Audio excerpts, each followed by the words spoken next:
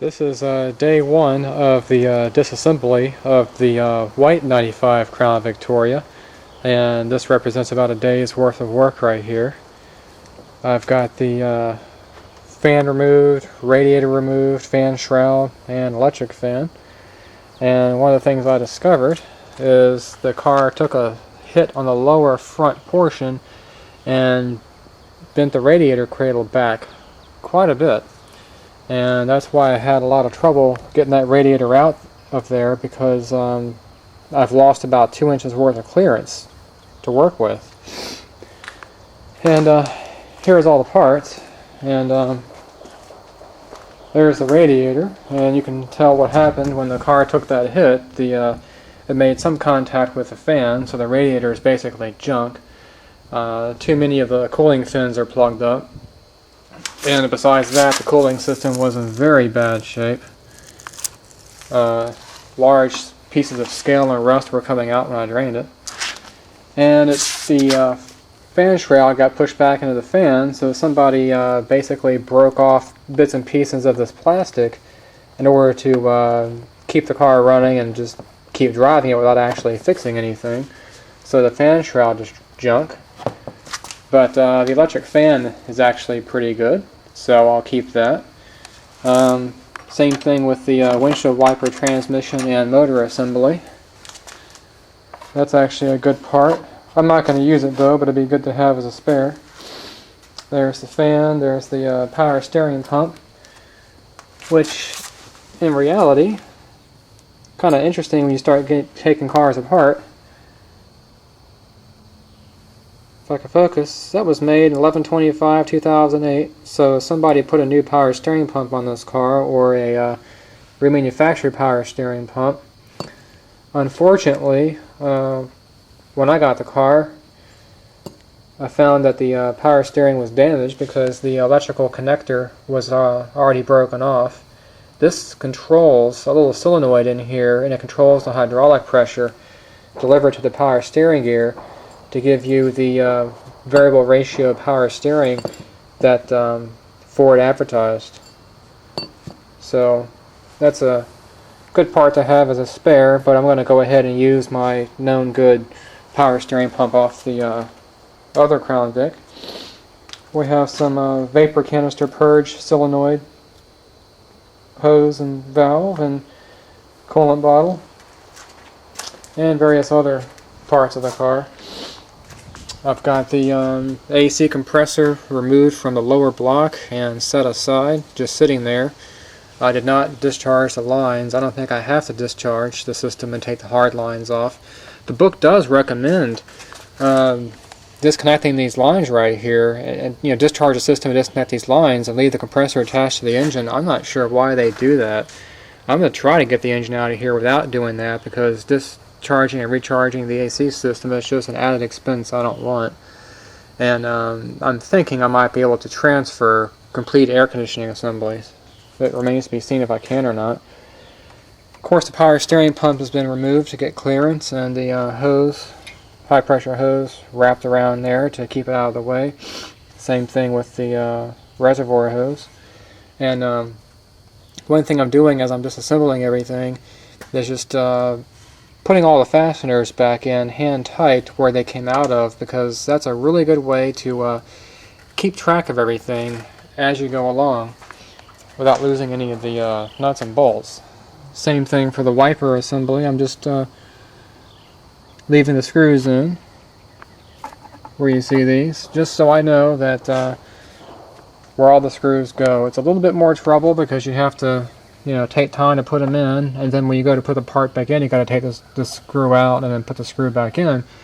But I've spent over an hour before looking for that one lost fastener because it fell down or I just misplaced it. This way all the fasteners are back in their original spots. I ended up putting this valve cover back on to protect the engine, as well as keep track of all the fasteners.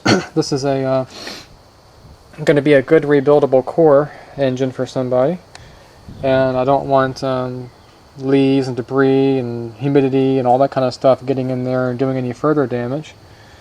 I've got the heater hoses disconnected. as best I can. The ground strap to the engine disconnected and tied back, and the main vacuum line that goes to the T, that's been disconnected from the throttle body. And of course the throttle linkage is all disconnected now. And over on this side, here's the throttle linkage. And the 40-pin multiple connector for the engine harness, and the other multiple connector for the transmission and O2 sensors and all the other stuff under the chassis. And I've got the fuel lines loosened up and prepared to take off by hand when I need to. I'm just putting them back in to keep those seals from drying out. So everything's all good to go topside, basically, from the engine. The next step will be to focus on the underside of the car. To do that, I'm going to have to disconnect the exhaust system, the O2 sensors, drive shaft, and rear transmission mount, and the gear shift selector linkage. That's still a manual linkage on these cars. So overall, not bad for a day's work, actually. I made a lot of progress. Getting that fan off of here was a nightmare, because for one thing, the car had no alternator, so the belt didn't have any tension. There's no way to keep this from turning on you while you're unloosing the fan. The fan does unloosen. It's a right-hand thread, so it does turn counterclockwise to back off, because the water pump actually turns counterclockwise. So as that water pump turns counterclockwise, it wants to tighten up that fan so the fan doesn't back off. So finally got that off. And another unfortunate thing I found out was that, I don't know if you can see that upper ball joint. That upper ball joint is totally shot. There's no seal around it anymore. You can actually see the ball coming out. And the same thing with the lower ball joint. So I'm getting deeper and deeper into this, and the deeper I get, the more I'm finding out what's wrong with it. So it's going to need new upper and lower ball joints left and right side. I'm not sure if I'll just go ahead and buy new parts or try to transfer control arm assemblies. Getting that lower ball joint out of there is a real pain as it's pressed in. You got to have a ball joint press to get that thing out. I have to rent one or buy one or something. And then of course the rad cradle right here. I want to think that this part is replaceable, because I can find new rad cradles on the internet being sold at various auto parts stores. You can see how grossly bent back that is. I'll just have to dig into it a little bit further and see if I can get this out of there. If I can, I'll just take the rad cradle out of that car and paint it white and stick it in. But that'll make it easier for the lower part of the bumper to reconnect back up in there, as well as the radiator cradle. And I think I might also use the header panel off of the brown car. It's got a big chip right here, which is really not that big of a deal, but if you've got the new part, might as well go in with the new part. And I can just take that down to a body shop and have that painted pretty cheap, as long as it's done together with the hood. So a lot of parts taken off of the car. The engine looks a lot smaller now than it used to. It's almost ready to come out of here. And there's all the parts so far that came off of it.